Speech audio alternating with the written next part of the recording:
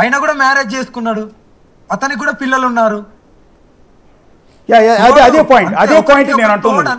కాదండి, ఇప్పుడు మీరు చెప్పిన పేర్లలో ఉన్న వాళ్ళంతా కూడా నేను మళ్ళీ మీరు బాధపడకూడదు, వాళ్ళంతా మగవాళ్ళు, వాళ్ళు పిల్లలు, వాళ్ళ వల్ల పిల్లలు పుట్టే అవకాశం ఉంది కాబట్టి పెళ్లి చేసుకున్నారంటే అర్థం ఉంది.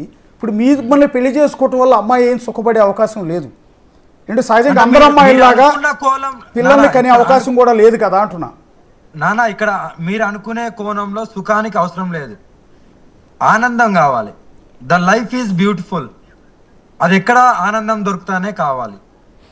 హ్యాపీనెస్ అంటే ఒక ఫిజికల్ వల్ల వచ్చే హ్యాపీనెస్ కాదు, ఇక్కడ ఎత్తుక్కోవాల్సింది అది కూడా కాదు.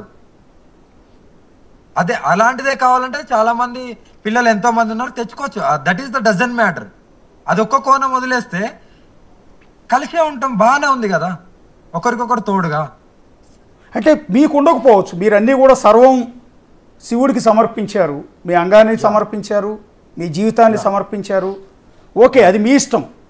కానీ అమ్మాయి కొన్ని ఫిజికల్ నీడ్స్ ఉంటాయి కదా ఒక ఆడపిల్లగా, ఒక ఏజ్ వచ్చిన తర్వాత మీకు ఉండకపోవచ్చు. మీరు ఆ డెసిషన్ తీసుకున్నారు, మీ జీవితాన్ని అర్పించేశారు.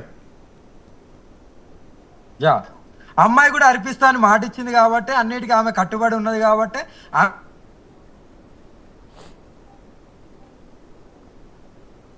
ఒక్క నిమిషం మ్యూట్ పడిందండి, మ్యూట్ పడింది. పిల్లలను ఆడించాలి అది అంటే ఓకే, యా మ్యూట్ ఏం లేదు నాన్న. చెప్పండి. పిల్లల్ని ఎక్కడికెళ్ళో దత్తత తీసుకొని హ్యాపీగా, అంతే తప్ప అదొకటి ఉండదు. అంటే ఇప్పుడు అమ్మాయి అంటుంది ఏంటంటే, అసలు ఎందుకమ్మా నేను అడిగా, మీరు చక్కగా ఒక మగాడిని చూసి పెళ్లి చేసుకుని పిల్లలు కానీ హ్యాపీగా ఉండొచ్చు కదా అమ్మా అంటే, నాకు వద్దండి ఆ సుఖాలు నాకు అవసరం లేదు, ఆ పిల్లలు నాకు అవసరం లేదు, నాకు అఘోరి అమ్మలో ఒక స్వచ్ఛత కనపడింది, ఒక నిజాయితీ కనపడింది, ఆమెతో నేను హ్యాపీగా ఉంటాను అనిపించింది, అందుకని నేను ఆయన చూజ్ చేసుకున్నాను అంటోంది. అంతే కదా, ఎవరు ఎప్పుడు ఎలా మారుతారో, ఎవరి డిసిజన్ ఎవరి తోడు ఉండాలనేది ఉంటాం. ఇక్కడ ఆడనా మొగనా అనేది జెండర్ది సమస్య కాదు, కలిసి బతికేది అనేదే సమస్య. సొసైటీ అని కాదు కదా. కానీ వాళ్ళ అమ్మగారు మీ మీద ఒక ఆరోపణ చేశారు, వాళ్ళ అమ్మగారు నాన్నగారు మీరేదో మందు పెట్టారని, వశీకరణ మంత్రాలు ప్రయోగించి ఆమెను మీ వశీకరణం చేసుకున్నారని.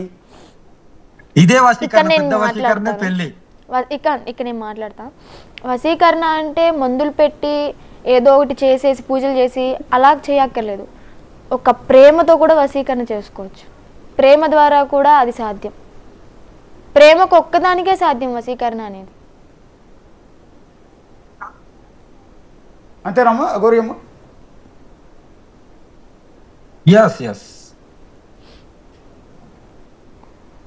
ఇప్పుడు మీరు పెళ్లి చేసుకున్నారు, ఇది లీగలైజ్ కాదేమో కదా భారతీయ సాంప్రదాయాల ప్రకారం. గే హక్కుల కోసం కూడా రీసెంట్గా సుప్రీంకోర్టు ఏదో జడ్జిమెంట్ ఇచ్చినట్టుంది. చేసుకోవచ్చు అని ఉంది నాన్న, ఆడవాళ్ళు చేసుకోవచ్చని ఎక్కడో ఆర్టికల్స్ ఉన్నాయి చూడండి. ఓకే, మీరు ఇప్పుడు ఆ కోణంలో ఒక మాట, ఎవరో సభ్య సమాజం ఏదో అనుకుంటదని మేము కాదు కదా. సభ్య సమాజం వాళ్ళే ట్రస్ట్ బట్టి ఉన్నారు, వాళ్ళకే తీర్చుకోవడానికి ఒకరికొకరి సుఖాలు పంచుకోలేక దరిద్రంలో బతుకున్నారు. అయినా మమ్మల్ని ప్రశ్నించడానికి వాళ్ళెవరు? అంటే మీరు అన్నది కరెక్టే, అది ఎగ్జాక్ట్లీ నేను యాక్సెప్ట్ చేస్తాను. సమాజం గురించి మీరు పట్టించుకోవాల్సిన అవసరం లేదు, ఎందుకంటే మీరు తప్పు చేయట్లేదని భావిస్తున్నారు కాబట్టి సరే ఓకే. కానీ చట్టాలు అని ఉంటాయి, లీగలైజ్ కావాలి కదా. రేపు పొద్దునప్పుడు ఆ అమ్మాయి మీతో పాటు ఉంది, అదే లీగలైజ్డ్, మీకు చట్ట ప్రకారం మీకు హక్కులు ఉండుంటే, మీ భార్య అయి ఉంటే, మీరు మొన్న వాళ్ళ అన్నయ్య వచ్చే విష్ణు అనేవాడు వచ్చి కొట్టి తన్ని తీసుకెళ్ళిపోతుంటే మీరు ఆపగలిగేవాళ్ళు, ప్రొటెక్షన్ ఉండేది కదా మీకు. మొన్న మీకు అమ్మాయిని తన్ని తీసుకెళ్ళిపోతున్నప్పుడు మీరు ఆపగలిగేవాళ్ళు కదా, ఒకవేళ చట్ట ప్రకారం మీకు హక్కు ఉండుంటే. అక్కడ వాళ్ళ తల్లిదండ్రి గురించి ఆలోచించాను, ఓకేనా, వాళ్ళు ఏడుస్తున్నారు కానీ ఆలోచించాను, అదొకటే కోణం. అలాంటి నేను చెప్పాను కూడా, ఒకవేళ మీ తల్లిదండ్రికి చెప్పు, ఒప్పుకోలేకపోతే నీ డిసిజన్ మీదనే ఆధారపడి ఉంటుంది. సో యాజ్ ఆఫ్ నౌ మీ ఆలోచన ఏంటండి? ఇప్పుడు అమ్మాయి మళ్ళీ సేమ్ మంగళగిరి నుంచి వాళ్ళ అమ్మా నాన్న దగ్గర నుంచి, విష్ణు దగ్గర నుంచి ఒక విధంగా చెప్పాలి అంటే తప్పించుకుని ఎక్కడో నా హైదరాబాద్ వచ్చింది, బహుశా మిమ్మల్ని ఎదుర్కొంటూనే వచ్చినట్టుంది. ఏంటి మీ భవిష్యత్తు కార్యాచరణ, ప్లాన్ ఆఫ్ యాక్షన్ ఏంటని? అదే నన్ను నమ్మి వచ్చింది కాబట్టి 100% ప్రొటెక్షన్ చేస్తాను.